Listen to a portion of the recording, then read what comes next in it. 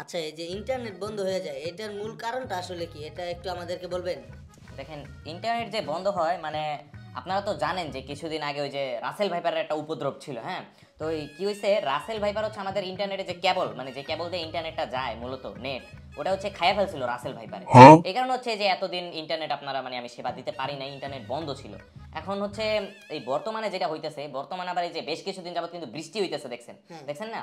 তো এই বৃষ্টির কারণে বাংলাদেশে এত বৃষ্টি হওয়ার কারণে মহাকাশে কেমনে জানি বৃষ্টিটা যাই হচ্ছে স্যাটেলাইটের মধ্যে পড়ে গেছে। তো এই স্যাটেলাইটের মধ্যে পানি ঢোকার কারণে শর্ট সার্কিট করছে, যে কারণে হচ্ছে মনে করেন যে নেটওয়ার্কটা বন্ধ ছিল।